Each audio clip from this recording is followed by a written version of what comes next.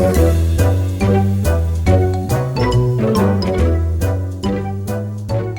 salut les joueurs! Vous prenez une assurance pour vous protéger au cas où un événement se produirait. Et le jour où l'événement se produit, vous communiquez avec votre assureur et vous dit que vous n'étiez pas couvert pour cet événement-là. Et croyez-moi, ça arrive plus souvent qu'on pense. Une assurance, c'est un contrat sur lequel on s'entend avec un assureur. Et comme avec tout contrat, il faut savoir sur quoi on s'est entendu. Alors, il faut bien comprendre l'assurance qu'on est en train de prendre et de voir si elle est vraiment adaptée à nos besoins de ce moment-là.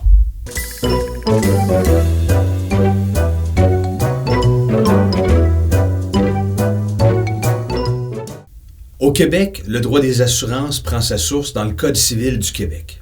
Il y a une section d'environ 240 articles dans le Code qui prévoit comment fonctionne le droit des assurances et qui impose des droits et obligations à l'assureur et à l'assuré.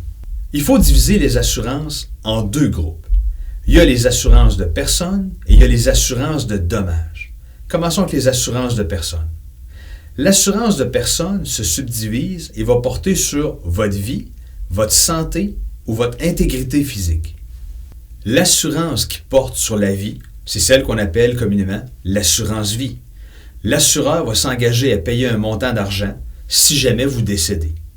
Vous devez choisir à ce moment-là, est-ce que l'argent va aller à une personne que vous désignez précisément ou est-ce que l'argent va aller dans votre succession et va être partagé ensuite entre tous vos héritiers. L'assurance sur votre intégrité physique, c'est celle qu'on appelle souvent l'assurance accident. L'assureur va prévoir qu'il va vous payer un montant d'argent fixe si jamais vous avez une atteinte corporelle fixe.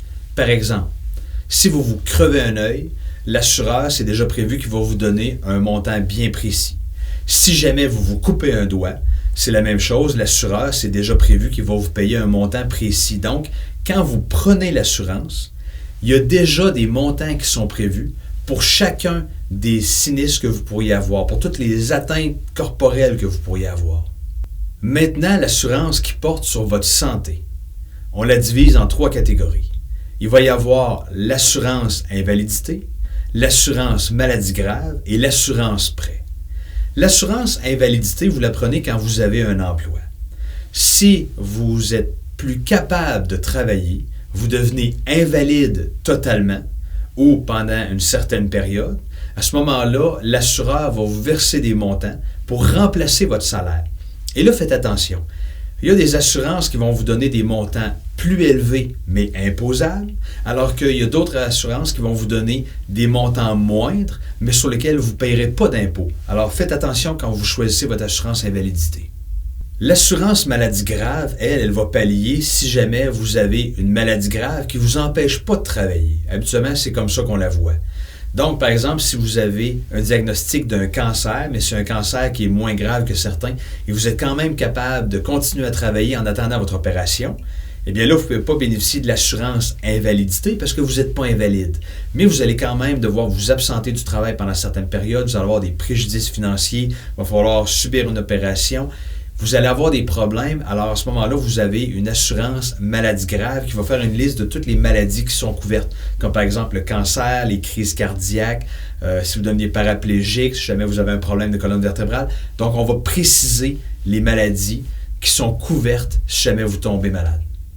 L'assurance prêt, elle, va faire en sorte que si jamais vous devenez invalide et que vous n'êtes pas capable d'avoir de revenus, eh bien à ce moment-là, c'est vos prêts qui vont être payés. Donc, si vous avez une hypothèque et vous n'êtes pas capable de payer votre hypothèque parce que vous n'avez pas de revenus qui rentrent, à ce moment-là, l'assurance prêt va faire en sorte que l'assureur va payer le prêt hypothécaire à votre place pendant la période où vous êtes invalide.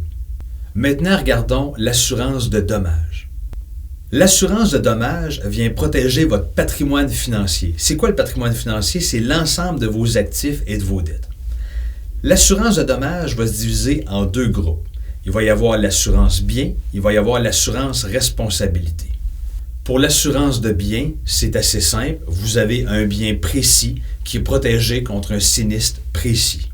Par exemple, votre maison passe au feu. L'assureur va vous donner une somme d'argent pour vous permettre de reconstruire la maison. Ou vous avez un accident d'automobile. L'assureur va vous donner une somme d'argent pour réparer l'automobile ou la remplacer. Ou si quelqu'un vient défoncer votre chalet pour voler des meubles qui sont dedans, À ce moment-là, l'assureur va vous donner une somme d'argent pour rembourser les meubles qui sont disparus. Donc, l'assurance incendie, l'assurance automobile, l'assurance vandalisme, c'est des assurances qui protègent vos biens contre des sinistres bien précis. Maintenant, regardons l'assurance responsabilité. Quelqu'un vient chez vous, le plafond lui tombe sur la tête, il devient paraplégique, il va vous poursuivre en justice, ça va vous coûter cher en avocat et si jamais vous êtes condamné parce que vous êtes responsable, votre patrimoine financier va être affecté négativement parce que vous allez devoir payer une somme d'argent à cette personne-là. Alors, l'assurance responsabilité vient protéger votre patrimoine financier. L'assureur va habituellement vous représenter gratuitement. Il va vous fournir un avocat que c'est lui qui va payer pour vous défendre en cours. Et si jamais vous êtes condamné à payer une somme d'argent, c'est l'assureur qui va payer cette somme-là à votre place. Donc, votre patrimoine financier n'aura pas d'impact négatif. Alors, souvent, on rencontre des gens qui nous expliquent qu'ils pensaient avoir une assurance pour se protéger d'une certaine situation et ce n'est pas le cas du tout. Des fois, ça devient compliqué de comprendre quelle assurance vous avez besoin et de négocier les termes de l'assurance. Parce que si jamais l'assureur vous propose quelque chose qui n'est pas adapté à vous, eh bien à ce moment-là, prenez pas l'assurance et trouvez-vous un autre assureur qui va vous offrir ce que vous avez vraiment besoin. Vous avez maintenant une carte de plus dans votre jeu.